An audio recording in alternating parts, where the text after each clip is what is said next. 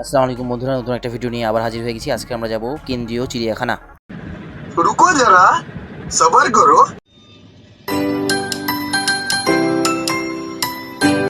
তো যেই ভাবা সেই কাজ, আমরা গুটি গুটি পায়ে এগুচ্ছি আমাদের গন্তব্যের দিকে। আমাদের গন্তব্য হচ্ছে রাজশাহী কেন্দ্রীয় চিড়িয়াখানা। চিড়িয়াখানার নাম হলেও এটার মধ্যে কোনো চিড়িয়া নাই, সাথে আছে আমার বউ। समझ रहे हो? তবে রাস্তাতে যেতে যেতে আমরা রাস্তার সৌন্দর্য দেখছিলাম। রাস্তার সৌন্দর্য আসলে দেখার মতো। রাজশাহী বর্তমানে খুব সুন্দর এবং পরিপাটি হয়ে গেছে, নেট অ্যান্ড ক্লিন। এবং এই কথা বলতেই হয় যে এই আশেপাশের পরিবেশগুলো এত সুন্দর যে ঘুরে মজা পাওয়া যায়। আগে এরকম সুন্দর ছিল না, তবে বর্তমানে এটা আরও সুন্দর হয়েছে। তো এখন আমরা ভিতরে ঢুকবো, এটা 2টা টিকিট। আমরা ভিতরে ঢুকলাম, ঢুকে দেখছি ভিতরে আসলে সুন্দর পরিষ্কার পরিবেশ। এবং আমরা গুটি গুটি পায়ে এগুচ্ছি সামনের দিকে। অনেক সুন্দর সুন্দর ফিচার, অনেক সুন্দর সুন্দর জায়গা। সম্ভবত এইসব জায়গাতে হয়তো বা কমার্শিয়াল কোনো জায়গা করবে।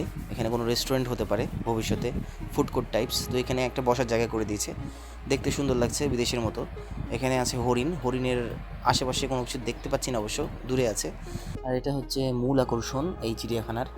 এটা হচ্ছে লেকের মতো। এই লেকের উপরেই আর কি বোট চালানো যায়, এবং এই যে রাইড আছে কিছু, যেগুলো আসলেই মজার। এছাড়াও সুন্দর সুন্দর রাস্তা আছে, সুন্দর সুন্দর মানে সুন্দর গাছপালা আছে, সবুজের সমারোহ আছে। সবুজ গাছপালার সাথে কিছু কারুকার্য খচিত ভাস্কর্য আছে। এছাড়াও ভিআইপি টয়লেট আছে, এবং সাথে আমার বউও আছে। ছোটোবেলাতে আগে এখানে অনেক আসতাম, তবে নাগরদোলায় চড়া হয়নি। তো আজকে আমরা নাগরদোলায় চড়বো, এই উদ্দেশ্যে এসেছি। তো নাগরদোলায় আমরা চড়ে বসেছি, আজকে প্রথম চড়লাম। তো উপরের ভিউটা আসলেই সুন্দর, তবে নিচে যখন আসছিল, নিচে আসার সময় একটু ভয় লাগছিল, তবে 1 মিনিট পরে আবারও স্বাভাবিক হয়ে গেছিলো এবং মজাই লাগছিল। আশেপাশের ভিউগুলো অনেক সুন্দর ছিল, নদী দেখা যাচ্ছিল, রাজশাহী শহরের কিছু অংশ দেখা যাচ্ছিল। নাগরদোলার পরে আমরা গেলাম একটা জায়গাতে, যেখানে নতুন একটা রাইড দেখলাম, সেটা এখনও চালু হয়নি। আর এমন একটা ঝর্ণার পাশে গেছিলাম, যে ঝর্ণা পিছন দিয়ে বয়, সামনে দিয়ে নয়। এর গতিধারা সম্পূর্ণ উল্টো। দুঃখিত, মজা করছিলাম, এটা আসলে এডিট। এখানে একটা ঘড়িয়াল আছে যে ঘুমিয়ে আছে।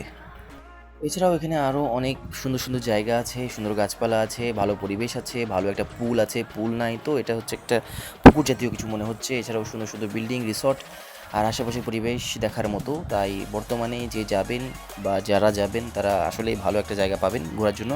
এছাড়াও এখানে আছে বোট, যেখানে আমরা আর কি পানির ওপরে ঘুরে বেড়াচ্ছিলাম বোটটা নিয়ে।